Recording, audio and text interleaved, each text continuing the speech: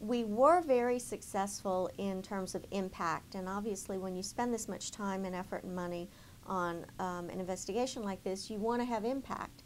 Before we could even publish our findings, some of the police departments changed their procedures. They knew what our findings were, obviously, before we published, because we had to go to them and ask them for reaction. So we started having an impact as a result of our work even before we put the stories in the paper.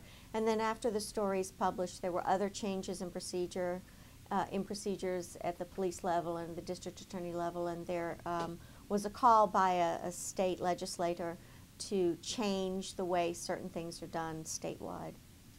Well, we had some pretty immediate response from the Dallas Police Department, which we had talked to them, of course, as a part of the reporting, so they knew what we were working on, and they had actually made at least one change that we know of prior to those stories being published.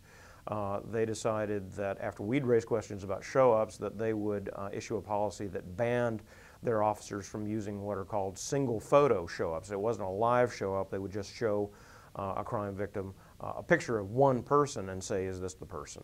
And they quit doing that. They issued a policy statement probably within the month before we published, saying we shouldn't be doing this anymore. So we actually had some reaction before we even published. Also, the district attorney, knowing what we were doing, decided that because of some of the concerns we'd been raising about eyewitness identification and the processes that were being used, that he would review death penalty cases to determine whether or not there might have been some problems in death penalty cases that had been prosecuted earlier, to see whether witnesses had made improper judgments or whether there had been any impropriety on the part of prosecutors in putting those cases together.